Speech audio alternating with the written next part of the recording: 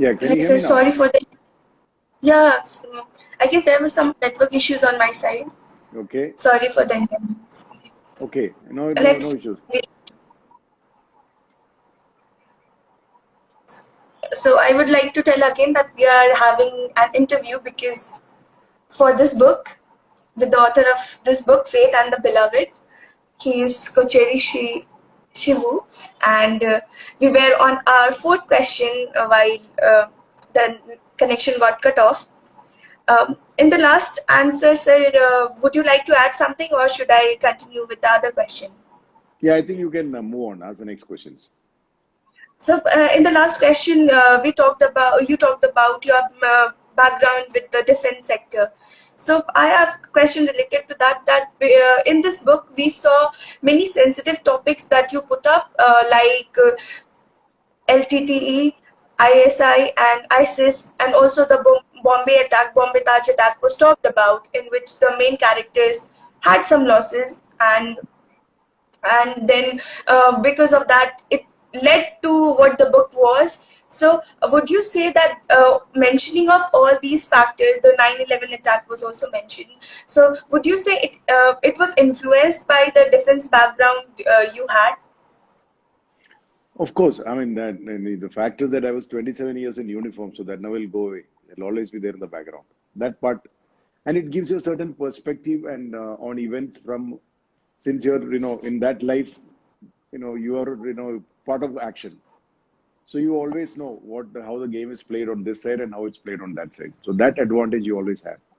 Having said that, the all the information that is presented is from open source literature. There is no information that is talked about which is not in the open source. That means uh, there are so many things that in your maybe SIS, but none of those things are referred to. See, all the information referred to is what is available in the open domain to any reader who knows to read. The only difference is how you interpret and how you understand. So to give you an example, I have quoted this one example. There is an actual event which took place about 10 years back when the Israeli Mossad went to Dubai and assassinated a terrorist there. So they thought they're very smart, and suddenly there was a news saying that one terrorist has been killed and nobody knew.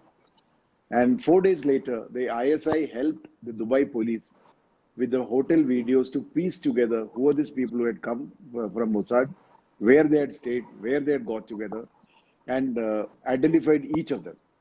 It's an actual event which took place. Now, if you know that Dubai police is not capable of doing it on their own, no way. So it requires really the top end capability of an intelligence agency to help out. So though it is not in the open domain, but people know that yes, when Dubai police does it, it has been with the help of the ISI. So a lot of the open source information, be it 2611, be it that incident or LTT or demonetization, they've all been taken from what is available in the open source. Of course, a fair amount of research goes into it, getting that information. And the interpretations, of course, have been used to suit what story that you're writing. So yes, of course, that the background of defense helps in this kind of stuff comes to you naturally or easily, or easier than to the rest. The crime thriller with not contemporary, but non-fictitious facts were very interesting to read.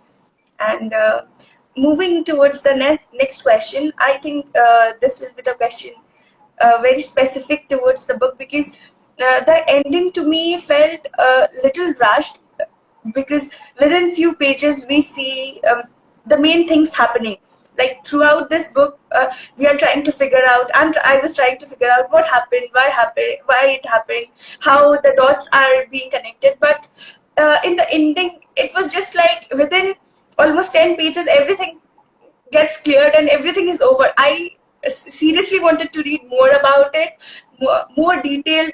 Seriously, I wanted to read it in more detail, but to me, the ending felt very rushed. So, was there any alternate ending that was planned, or was it purposeful that the ending was rushed? What is your take? So the whole thing is actually in all this, the time and events when a lot of things take place in a crime thriller.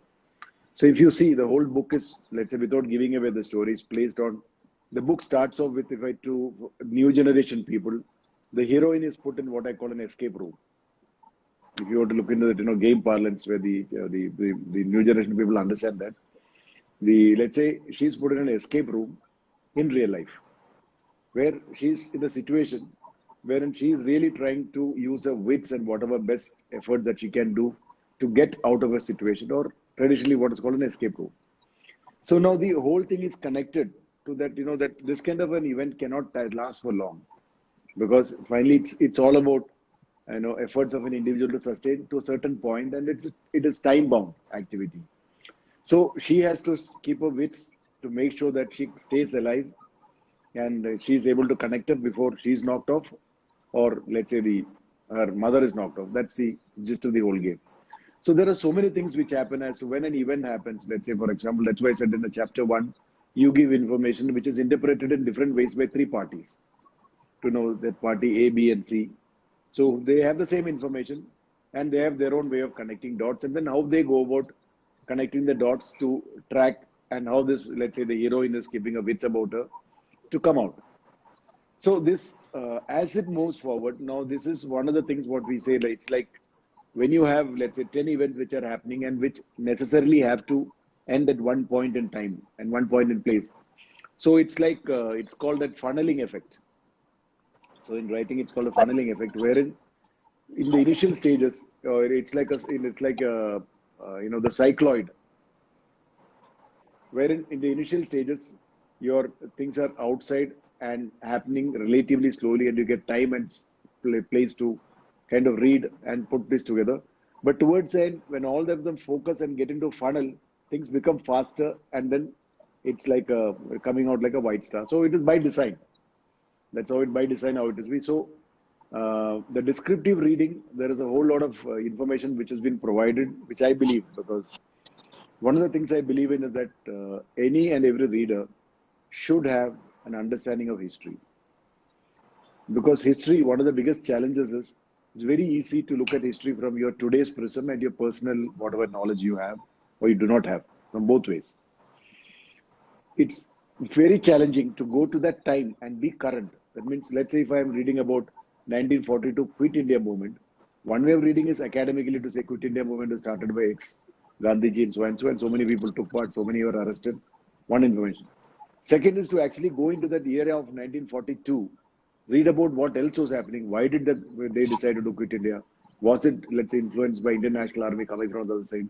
Was there a thought that the Japanese will defeat the British? Was there a need for, Gandhiji to pull out support? And so many things come into that at point. So unless you are able to read that, let's say, get contemporary in your mind for that timeline, you will never get a perspective which is realistic. Otherwise, that's always the standard mistake which everyone makes in history, wherein you take today's prism and you look at the hindsight history. Same thing with 2611. It's very easy today to look at it and say this has happened, so we could have done so many other things. But as the events are happening, so many things are not known.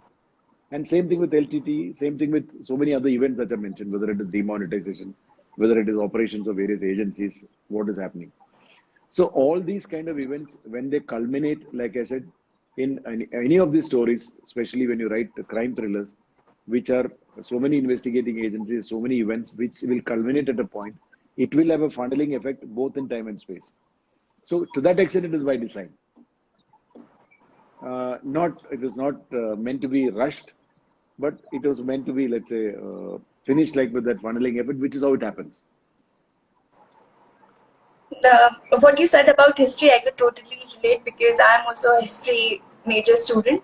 I'm graduating in history this year, and the context what you talk about, we have a saying which we often use in our classes, that Minerva's owl flies at dusk. So only when everything is over, we get to know whatever happened and why a certain incident took place, and only when it is the dust and we overview the whole process or the whole circumstances and scenes, we get to know what actually what happened and what actually happened, what was the reasons behind.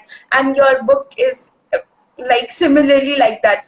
When we are reading a particular chapter, we don't know the essence, why is this happening, or like I can quote an incident, but like it will be giving a spoiler when Prem is involved with that girl. So only later we get to know how she is connected to the story, and that's why at the end we are able to figure it out. So it was very interesting. Seriously, I cannot thank enough for giving me the opportunity to read this book. Yeah, thank you. But if you are a student of history, I hope you are reading The History of India by Dr. Ishwari Prasad. Have you heard of him? Sorry, pardon, please. Have you heard of Dr. Ishwari Prasad? No, Doctor, no. you should read The History of India by Dr. Ishwari Prasad, which is supposedly supposed to be the I just possibly wrote it the down. yeah, sure. History of India by Dr. Ishwari Prasad. He's written 3 volumes, possibly the most discerning, or I mean, among the lot, what's available, the most responsible writing of history. Very often, the same thing, because today what's happening now is, the other day I saw a WhatsApp message when someone saying that, I was taught about Mughals in my history. I didn't know about Chalukyas. I didn't know about Chelas, Choras, Pandyas. I didn't know about Peshwas. I didn't know about, the Ahom kings, so many kings. I said, you didn't know didn't mean history was not there. History was always there. You did not read is not a justification to say that I was not taught. That's kind of being naive and, I'll say outright moronish. But the WhatsApp University kind promotes this kind of what I call, the morons by the dozen, wherein he looks at a piece of information, templates what he has learned, and he thinks that's the end of the world. That is, make an effort to read. So, like it was sorry for interrupt. No, what I was saying is, as a student of history, if you read any part of history, and if you do not do if and but, then your studying is not complete. So, I mean, even if you go back and say that, Akbar had a grandson by name Khusru, and there was a talk that, he was supposed to have been the next emperor and not Jahangir. What would have happened if he had been? It was the last minute change. People thought he was going to be the next emperor. The whole history of India would have been different. So, one of the charms in history is that, because otherwise it's a very dry subject. I mean, Indian teachers excel in making you mug up dates, which is, you will say Battle of Kalinga and, 2 lakh people died. How do you know? It happened some so many thousands of years back. 2 lakh or 2 lakh 20,000, 1 lakh 50,000. Where are you getting this data from to say exactly this number? So many of the times, it's always let's say the dissemination of information and making student without application of mind, it's mugging up a database. Then of course history is a very dry subject. It becomes interesting only if you're able to correlate and put yourself there and then see, okay, what if not, or then only it becomes an interesting thing to read.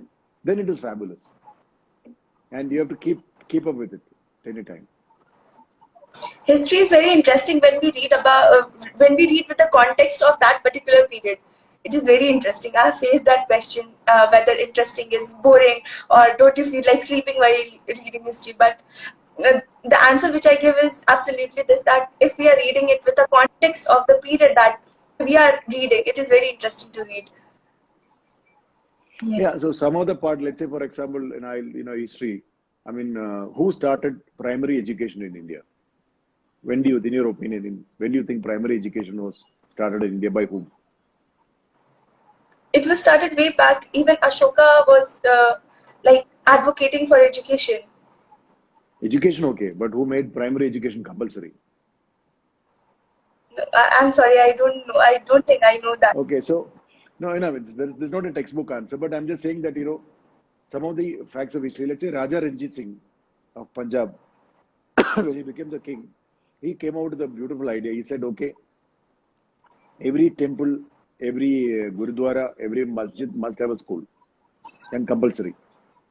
So way back in 1800, I'm forgetting the date, I think 1810 or 1811, he passed a decree and he pushed it through. And suddenly, over a period of because in India there is no village without a temple, or a temple, masjid, or Gurudwara, something will always be there. But he just pushed it to the next level to say, okay, if you want a Gurudwara, have a school. Which, of course, after his death was kind of dismantled by the British. And then, of course, you read history, they say 1879, some Britishers started, primary education in India. So that's why I said, there's a lot of facts about our Indian history which some of it has been left out because, let's say, many of our historians who have written history have not really been, let's say, responsible in writing of history. So there is definitely a case for us to look at our history because our information, India traditionally has an oral tradition. Even if you read the whole kings, even if I read Cholas or Cheras, there's nothing written by them as a record of what they did. So you have to, infer from what's available. Or maybe the Mughal times, you have some Babar Nama, Akbar Nama, Humayun Nama, okay. Something they have written, which is what the king would like you to believe what is history. That may not be. So a lot of the times there is a phenomenal amount of kind of research and correlation required to know, to discern and find out actually where the closest to the truth that you can get. You may not get to the truth, but at least as close as possible. That's always an interesting challenge. If you are able to reach the period and do means fantastic. You're doing a great job as a Yeah, student. I'll read about it more. There are a few facts which has been left out for sure, and we are still overcoming the colonial past, the colonial hangover, where our history was completely distorted according to colonial historiography. So, like, we have to Yeah, overcome that. there is some truth in that because one of the reasons is now we are all learning in English. So I'll ask you, this is again for discerning orders. He says you say Alexander the Great. Now, if you ask me, Alexander was just another, let's say, as good or as mad a man as Genghis Khan or Timur or anybody. What he did was he came with an army, killing and hacking and burning and raping from Greece to India, and then he died. What is great about what he has done? If just attacking, killing, and murdering and raping women has been a great achievement, then so Genghis Khan is great, Timur is great. All the guys who are invaders and attackers are great. It is not so. You don't call any of them great.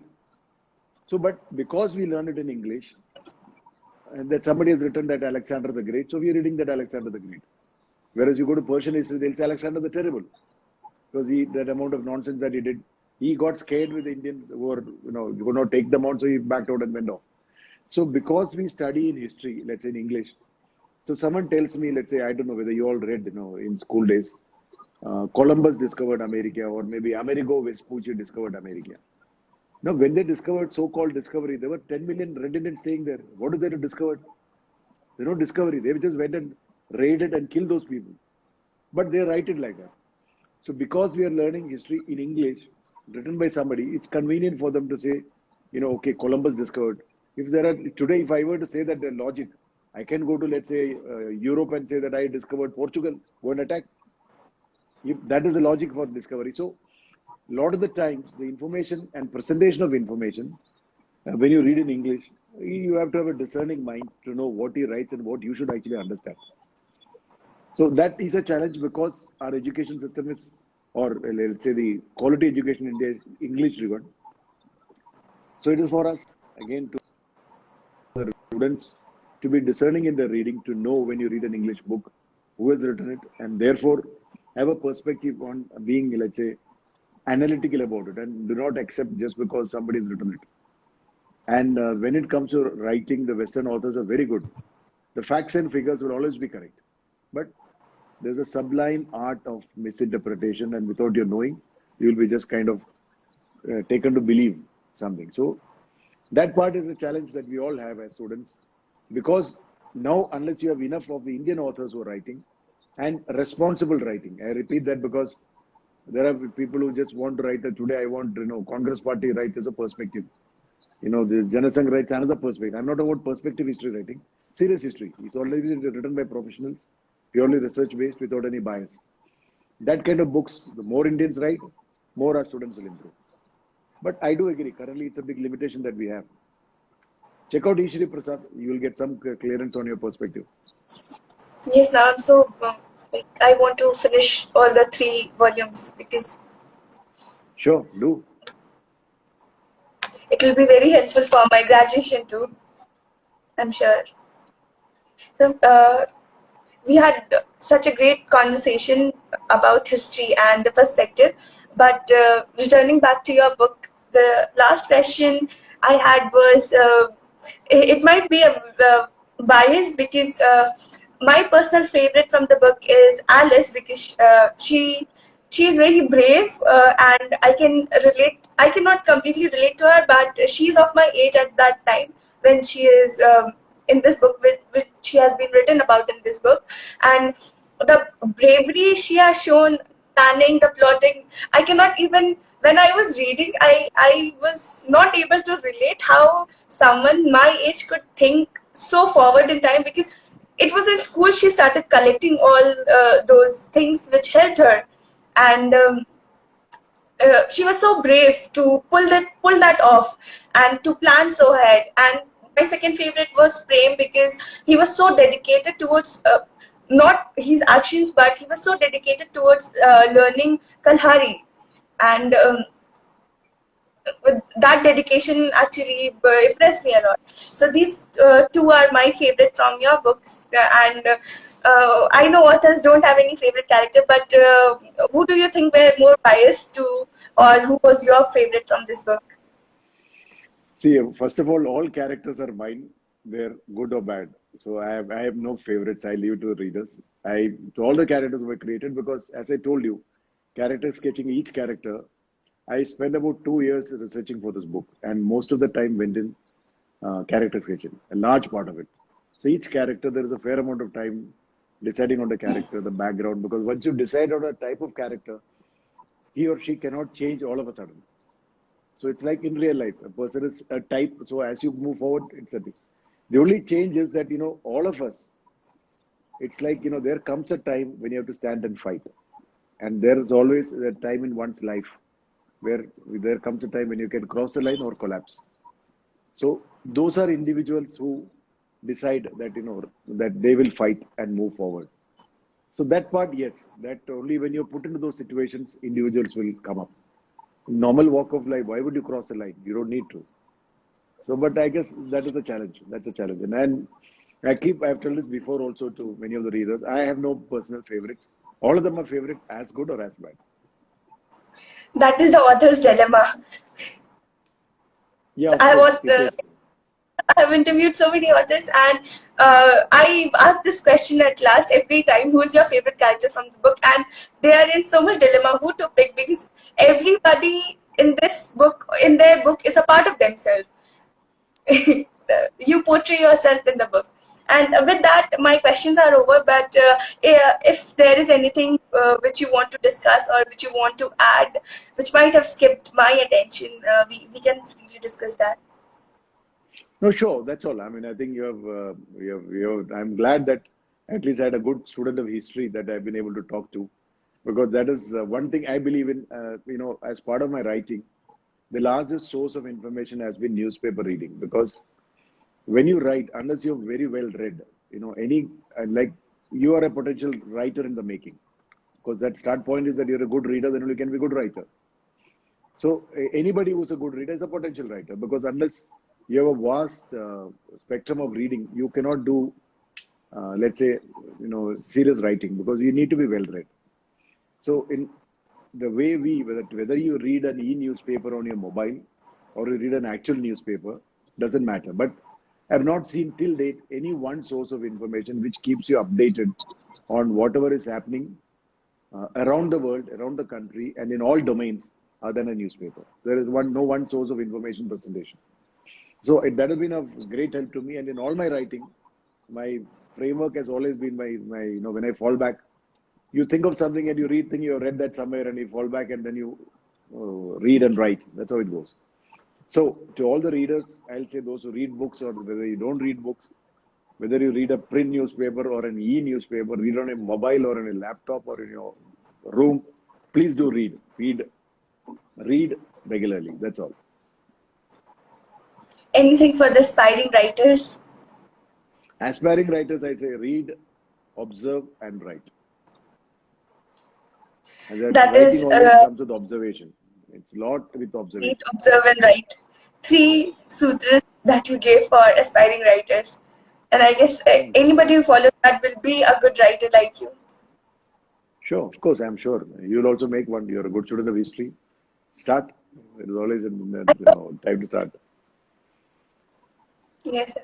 Thank you, sir. This was such an amazing conversation with you. I got to learn so many things, and it was seriously enlightening to know more about history and historical context. and the book also was amazing. And I hope this becomes another bestseller and you get as many awards or even more awards than your last book for this one. And all the best for your books here. Thank you so much. Thank you so much. And thank you to all the viewers. Thank you, sir.